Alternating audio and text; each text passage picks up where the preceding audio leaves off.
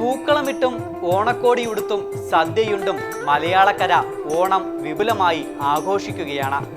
മലയാളികളുടെ മഹോത്സവമായ തിരുവോണം ഇതാ എത്തിക്കഴിഞ്ഞു. എല്ലാ മലയാളികൾക്കും ഇന്ത്യ ടുഡേ മലയാളത്തിൻ്റെ ഹൃദയം നിറഞ്ഞ തിരുവോണ ദിനാശംസകൾ.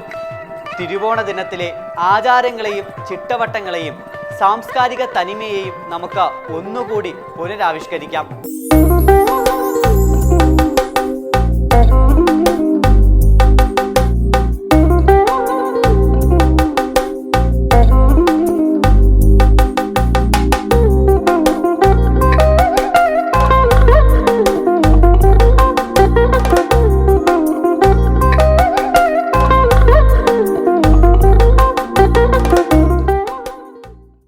മലയാള മനസ്സുകളെ ഒട്ടാകെ ഉത്സവ കേളിയിലേക്ക് ഉദ്ഗ്രഥിക്കുക എന്നതായിരുന്നുവല്ലോ ഓണത്തിൻ്റെ സവിശേഷത. ഓരോ ഓണവും വീണ്ടും പ്രതീക്ഷ ഉണർത്തി വന്നുപോകുന്നു. അസമത്വവും ചൂഷണവും ദുരയും പകയും കള്ളവും ചതിയുമില്ലാത്ത മാതൃകാഭരണം സംബന്ധിച്ച ഭാഗവത സങ്കല്പമാണ് ഓണത്തിൻ്റെ പുരാവൃത്തം. അത്തന്നാൾ തുടങ്ങി 10ാം ദിനം തിരുവോണമാണ്. ഐതിഹ്യപ്പെരുമയിൽ ഊറ്റം കൊള്ളുന്ന ലോകമെമ്പാടുമുള്ള മലയാളികൾ പാട്ടിലും പഴങ്കഥകളിലും നിറയുന്ന ഗതകാല സ്മരണകളുടെ പുനരാവിഷ്കരണമെന്നോണം ഓണം സമുചിതമായി ആഘോഷിക്കുന്ന സുദിനമാണത്. ഇക്കൊല്ലത്തെ തിരുവോണ ദിനം 2022 സെപ്റ്റംബർ 8 വ്യാഴാഴ്ചയാണ് വരുന്നത്. ഒരു ഓണം കൂടി പടിവാതിക്കൽ വന്നെത്തുകയായി. മാവേലി മന്നനെ ഹാർദവമായി സ്വീകരിച്ചാനയിക്കാൻ നാം എല്ലാവരും ഒരുങ്ങി നിൽക്കുകയാണ്. അവനവന്റെ ഹൃദയത്തോട് ചേർത്ത് പിടിച്ച ബന്ധു ആഗതമാകുമ്പോൾ ഉണ്ടാകുന്ന ചേതോ വികാരമാണ് ഓണം നമുക്ക് സമ്മാനിക്കുന്നത്. ഇനിയും വിട്ടൊഴിഞ്ഞിട്ടില്ലാത്ത കോവിഡ് മഹാമാരിക്കും കാലം തെറ്റി പെയ്യുന്ന കാലവർഷത്തിനും ആഘോഷങ്ങളുടെയും ആർപ്പുവിളികളുടെയും പകിട്ട തെല്ലും കുറയ്ക്കാനായിട്ടില്ല. മാവേലി തമ്പുരാനെ വരവേൽക്കുവാനായി മലയാളക്കര ഒന്നടങ്കം ഒരുങ്ങിക്കഴിഞ്ഞു. മലയാളികളുടെ മഹോത്സവമാണ് തിരുവോണം. കേരളം വാണ നീതിമാനായ രാജാവ് മഹാബലി തൻ്റെ പ്രജകളെ കാണുവാനെത്തുന്ന ദിനമാണ് തിരുവോണമെന്ന ഐതിഹ്യം. മലയാള മാസമായ ചിങ്ങമാസത്തിലെ തിരുവോണം നാളിലാണ് മലയാളികളുടെ ഈ പ്രധാന ആഘോഷം. ഓർമ്മകളുടെ പുതുവസന്തകാലമാണ് ഓണം. മനം നിറയെ തുമ്പയും മുക്കുറ്റിയും കാക്കപ്പൂവും വിരിയുന്ന കാലം. അതിരാവിലെ കുളിച്ച് കോടിയുടുപ്പിട്ട തലേ ദിവസം പൂവട്ടി നിറച്ച പൂവുമായി മുറ്റത്ത് പൂക്കളം തീർക്കണം. അത്ത മുതൽ തീർത്ത കളങ്ങളെക്കാൾ വലിയ കളം തീർത്ത മാവേലിയെ വരവേൽക്കണം. ശ്രദ്ധയോടെ പ്രഥമ പരിഗണന നൽകി തയ്യാറാക്കേണ്ടത് വീട്ടുമുറ്റത്തെ പൂക്കളമാണ്. ഓണത്തിന്റെ വരവറിയിച്ച അത്തനാളിൽ തുടങ്ങിയ പൂക്കളമിടൽ തിരുവോണത്തോടെ പര്യവസാനിക്കുന്നു. ഉത്രാടം നാളിലെന്ന പോലെ തിരുവോണ ദിവസവും താരതമ്യേന വലിയ പൂക്കളം തന്നെയാണ് തയ്യാറാക്കുന്നത്. തിരുവോണ നാളിൽ മുറ്റത്ത് വലിയ പൂക്കളമിട്ട മഹാബലിയെ കാത്തിരിക്കുന്ന ശീലം മലയാളിക്ക് ഇന്നും അന്യമായിട്ടില്ല. പുതുതായി എന്തെങ്കിലും ഒന്ന് കൈവരുന്നതും മുൻപ് ഓണക്കാലത്തായിരുന്നു. പിറന്നാളും കല്യാണവുമൊക്കെ അത് കഴിഞ്ഞേ വരൂ. ഇത് എല്ലാവരുടെയും അനുഭവമാണ്. ഇതുകൊണ്ട് കൂടിയാണ് ഓണം കേരളീയരുടെ ദേശീയ ഉത്സവമാകുന്നതും. സ്വാഭാവികമായും അതിനോടുള്ള ആഭിമുഖ്യം അളവറ്റതുമാകും.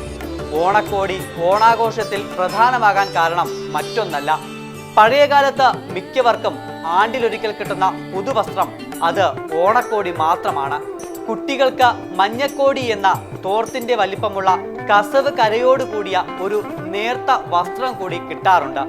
പ്രായഭേദമന്യേ മലയാളികൾ പുതുവസ്ത്രം ധരിച്ചാണ് തിരുവോണ ദിനം ആഘോഷിക്കുന്നത്. കസവ് മുണ്ടും കസവ് സാരിയുമെല്ലാം നമ്മുടെ ഉള്ളിലെ ഗൃഹാതുരതയെ ഉണർത്തുന്നതാണ്. ഓണക്കോടി കഴിഞ്ഞാൽ ഓണസദ്യയും ഓണക്കളികളുമാണ് എല്ലാവർക്കും തൃപ്തിയും സന്തോഷവും പകരുന്ന അനുഭവങ്ങൾ സമ്മാനിക്കുന്നത്. കുട്ടിക്കൂട്ടങ്ങൾക്ക് അന്നത്തെ കളികളെല്ലാം ഓണക്കളികളാണ്. മൂളുന്നതെല്ലാം ഓണപ്പാട്ടുകളാണ്. ഇന്നത്തെ തലമുറയ്ക്ക് ഓണക്കളികൾ അത്ര കണ്ട് പരിചയമുണ്ടാകണമെന്നില്ല. എന്നിരുന്നാലും ഓണക്കളികളിൽ ഭാഗവത്താകാൻ എല്ലാവർക്കും താല്പര്യം തന്നെയാണ്. കേരളത്തിൽ അന്യം നിന്നുകൊണ്ടിരിക്കുന്ന സാംസ്കാരിക വിനോദങ്ങളിൽ ഒന്നുകൂടിയാണ് ഓണക്കളികൾ. ഓണം അന്നും ഇന്നും ഒരുപോലെ ആസ്വദിച്ചിരുന്നത് കുട്ടികളാണ്. നാടൻ കളികളാണ് ഓണക്കളികളിലൊക്കെയും. ആൺകുട്ടികൾക്കും പെൺകുട്ടികൾക്കും വെവ്വേറെ കളികളുണ്ട്. ഓണക്കളികളിൽ ആദ്യം ഓർമ്മയിലെത്തുന്നത് പന്തുകളിയാണ്. ഒറ്റ, ഇരട്ട, മുറുക്കി, താളം, കവടി, ഓടി, പട്ടം എന്നിങ്ങനെയുള്ള ഘട്ടങ്ങളിലൂടെ പൂർത്തിയാക്കുന്നതാണ് തെക്കൻ കേരളത്തിലെ നാടൻ പന്തുകളി. ഓലപ്പൊളി, റബ്ബർ, തുകൽ ഇവ കൊണ്ടുണ്ടാക്കിയ പന്തുകളാണ് തലപ്പന്ത് കളിക്ക് ഉപയോഗിക്കുക. ക്ഷേത്ര ദർശനവും പ്രാതലും കഴിച്ചാൽ ഉച്ചയാകുന്നതുവരെ ആൺകുട്ടികൾ മിക്കവാറും പന്ത് കളിയുടെ ആവേശത്തിലായിരിക്കും. ഉച്ചയ്ക്ക് ഒരിക്കൽ കൂടി നീന്തി തുടിച്ചിട്ടാകും തിരുവോണ സദ്യയുണ്ണാൻ ആൺകുട്ടികളുടെ വരവ്. മലയാളികളുടെ സദ്യവട്ടം മുഴുവൻ അണിനിരക്കുന്ന സന്ദർഭം ഓണസദ്യയാണ്. നാക്കിലയിൽ വിഭവങ്ങൾ വിളമ്പി ഒരു പിടി സദ്യയും കൂട്ടി വേണം ഓണത്തിൻ്റെ രുചി അറിയാൻ. നാട്ടിലും വീട്ടിലും ഒരുപോലെ ആഘോഷം, അതാണ് തിരുവോണത്തിൻ്റെ പ്രത്യേകത. തിരുവോണ ദിനത്തിൽ എപ്പോഴും മുന്നിട്ട് നിൽക്കുന്നത് ഓണസദ്യ തന്നെയാണ്. ഇതാണ് കുടുംബത്തിലെ ഏറ്റവും വലിയ ആഘോഷവും. എല്ലാവരും ഒത്തൊരുമിച്ചാണ് ഓണസദ്യ കഴിക്കുന്നത്. സദ്യ തരപ്പെടുത്തുവാൻ കുടുംബാംഗങ്ങൾ പരസ്പരം മത്സരിക്കുന്നതും വേറിട്ടൊരു കാഴ്ചയാണ്. സദ്യയുണ്ട് കഴിഞ്ഞാൽ കളം പിടിക്കുന്നത് പെൺകുട്ടികളായിരിക്കും. തുമ്പിത്തുള്ളലാണ് അവരുടെ മുഖ്യ ഇനം. മറ്റുള്ളവർ ഇതിന് സാക്ഷികളാകും. വെറ്റിലമുറുക്കം, കളി തമാശകളുമൊക്കെ ഇതിനോടൊപ്പം നടത്തും അവർ. ഓണം പരസ്പരം സ്നേഹിക്കുവാനും ബഹുമാനിക്കുവാനും നമ്മെ പഠിപ്പിക്കുന്ന ഒരു ഉത്സവം കൂടിയാണ്. ഓണക്കാഴ്ചകൾ കൊണ്ടുവരുന്ന അടിയാന്മാർ പണ്ടുണ്ടായിരുന്നു. യജമാനനോട് നേരും കൂറും കാണിക്കുന്നതിന് താൻ തന്നെ വിളയിച്ച കാർഷിക വിളകൾ യജമാന സമക്ഷം സമർപ്പിക്കുന്ന രീതി നിലനിന്നിരുന്നു. ഇന്ന് ഓണം കെങ്കേമമാണ്. പക്ഷേ അതിൽ തനിമയുടെ അംശം ഇല്ലെന്ന് തന്നെ പറയാം. കാലം എല്ലാത്തിനെയും മാറ്റിമറിച്ചിരിക്കുന്നു. കാലം എത്ര തന്നെ മാറിയാലും ഓണമുള്ളിടത്തോളം മലയാളി മലയാണ്മ മറക്കില്ലെന്നുറപ്പാണ്. കെട്ടുകാഴ്ചകൾ എത്ര മാറിയാലും ഒരു മുണ്ടും നേരിയതും ചുറ്റിയെടുത്ത മലയാളിക്ക് ഓർമ്മയിലേക്ക് ഇറങ്ങി വരാൻ ഓണം ഇങ്ങനെ വന്നുകൊണ്ടേയിരിക്കും. ഒപ്പം മാവേലി തമ്പുരാൻ.